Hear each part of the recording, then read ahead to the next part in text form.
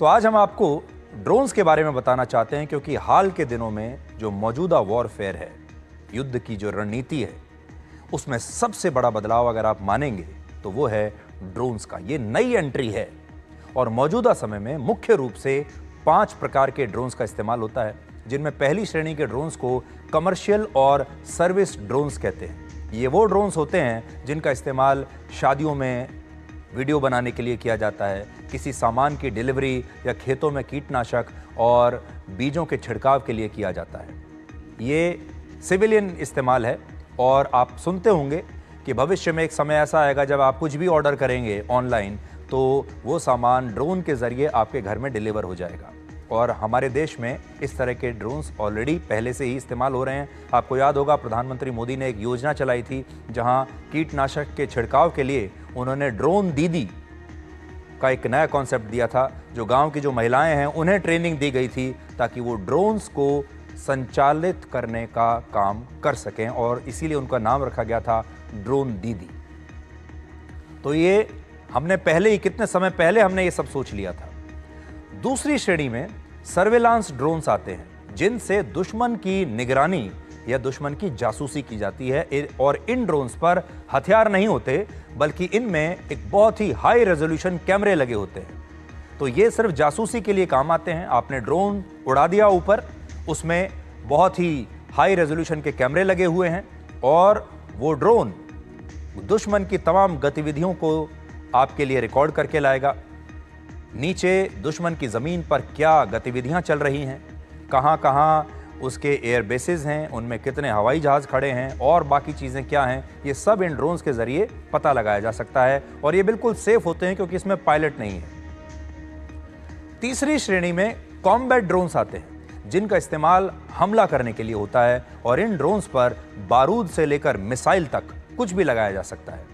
भारत का DRDO घातक नाम से एक made in India combat drone विकसित कर रहा है, जिसमें made in India Kaveri engine का ही इस्तेमाल हो सकता है। और चौथी श्रेणी में लॉइटरिंग म्यूनिशन ड्रोन्स आते हैं, जो हवा में ही एक जगह काफी देर तक रुक सकते हैं और घात लगाकर फिर हमला कर सकते हैं। इस श्रेणी में भी भारत के पास made in India Nagastra drone है और पोलैंड से भी हमने वॉरमेट नाम का एक ड्रोन खरीदा है। और आखिर में सबसे खतरनाक श्रेणी होती है स्वॉर्म ड्रोन्स की, जिसमें बहुत सारे ड्रोन एक झुंड में मधुमक्खियों की तरह हमला करने के लिए आते हैं। ऑपरेशन सिंदूर के दौरान भारत ने हेरॉन TP और स्काई स्ट्राइकर ड्रोन्स का इस्तेमाल किया था, लेकिन कुछ वर्षों के बाद भारत के पास इससे भी ज्यादा खतरनाक ड्रोन्स होंगे और भारत ड्रोन्स का ड्रोनाचार्य बन सकता है, क्योंकि भारत सरकार ने वर्ष 2030 तक भारत को दुनिया के लिए एक ड्रोन हब बनाने का लक्ष्य रखा है। और अगर हम इसमें कामयाब हो गए तो 5 साल के बाद दुनिया के 12.2% ड्रोन का निर्माण भारत में होगा। यानी ड्रोन के बाजार में भारत एक बहुत बड़ा खिलाड़ी बन जाएगा।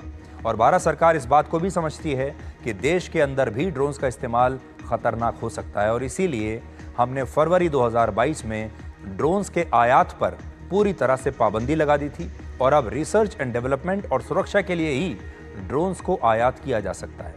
इसके अलावा युद्ध में ड्रोन्स की मांग बढ़ने से काउंटर ड्रोन मार्केट भी तेजी से बढ़ रहा है, जिसमें ऐसे एयर डिफेंस सिस्टम और आयरन डोम वाले सुरक्षा कवच की मांग ज्यादा हो गई है, जो ड्रोन्स को भी नष्ट करने में सक्षम होते हैं। आपने देखा होगा अभी जो भारत पाकिस्तान का युद्ध हुआ, इसमें पाकिस्तान ने भी टर्की में बने हुए बहुत सारे ड्रोन्स का इस्तेमाल किया।